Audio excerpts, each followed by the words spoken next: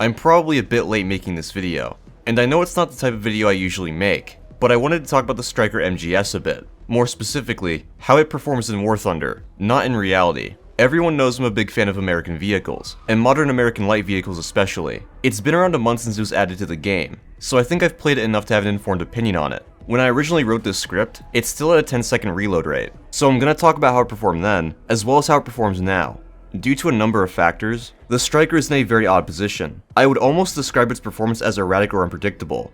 Due to how Gaijin models wield vehicles, the Stryker either outpaces or lags behind MBTs, depending on the environment the map is based in. Its 10-second reload was long, but I wouldn't say it was long enough to make it unusable, even in some close quarters maps. After the recent hull break changes, it can be oddly tanky, especially since the slat armor prevents it from being hull broken by heat rounds. It's odd that Gaijin gave it M900. Sure, it allows the Stryker to easily pen everything it sees, but M833 could do the same thing. While the Stryker is certainly capable once it's spaded, stock is a completely different story. Due to its poor power to weight ratio, longish reload, and the fact that it starts with heat, the Stryker has a very bad case of stock syndrome. Without mobility upgrades, the Stryker will usually be slower than MBTs. At 9.0, a lot of tanks have chemical protection, whether it be from ERA or composite armor. Even if the Stryker pens with heat, the post-pen damage is usually pretty poor. This means that in order to get a kill, the Stryker will have to fire multiple shots. When it had a 10-second reload rate, this was pretty much a death sentence. In the time it took to load a second round, it was possible for the enemy tank to replace his gunner and return fire.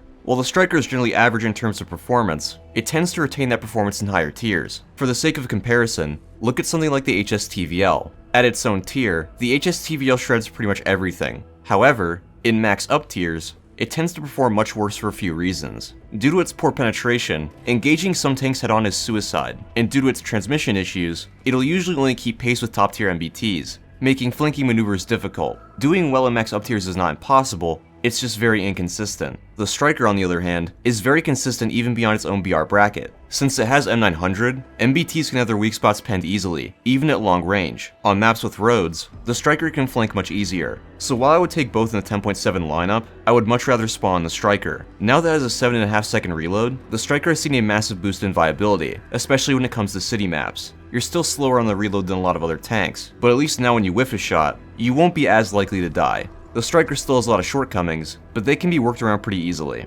In the description of that short hull break video, I mentioned that some things with the Stryker were modeled incorrectly. Specifically, I said it should have a 6-second reload rate, 2 smaller 5-round replenishment drums, and that the ammo should have spall protection. After digging deeper, I learned that the single 10-round drum is correct. The 5-round drums were replaced during development, so that's modeled correctly in-game. However, I still stand by the other two claims. There's been a lot of debate over how fast the reload should be, due to there being some conflicting sources. You see, early documents say the Stryker had a 6-second reload rate. These come from the manufacturer. However, in 2005, the Stryker had some reliability issues, most notably with the autoloader system, and more specifically, the replenisher. Western Design, also known as Magit Defense Systems, was contracted to help fix it. To do this, they installed the 10-round drum we talked about earlier. Some people theorized that during this time, the main autoloader was slowed down to 10 seconds, or 6 rounds per minute. The 10-second claim comes from two main sources, an article written by an Army reporter, and a screenshot from a slideshow. I think this is incorrect. First, nowhere is it said that the primary autoloader was changed. It only says they changed the replenisher. Second, the newest source we have, a 2010 article written by a Stryker platoon commander, says the reload rate is 6 seconds. Not only that, but the author says the 10-second figure is incorrect. This combined with the manufacturer data seems to indicate that the Stryker has a 6-second reload. However, that's not what it currently has in-game. According to an official Gaijin statement, they misread the 2010 source. The article states that the Stryker has an effective fire rate, i.e. the average time it takes for the gunner to engage a target, of 8 rounds per minute, or 7.5 seconds. However, later in the article, it says the autoloader reloads every 6 seconds. I don't care if they went with that number for balance reasons. That's all well and good. The Stryker is much better with it. But to say that figure is derived from a source is incorrect. So to summarize, the Stryker is pretty good overall. It makes for a great backup vehicle, even at 10.7. If you don't have it already, you should research it at some point. It comes after the Starship, which is one of my favorite vehicles to play, so grinding it isn't much of a chore. As always, hope you guys enjoyed the video, and I'll see you on the next one.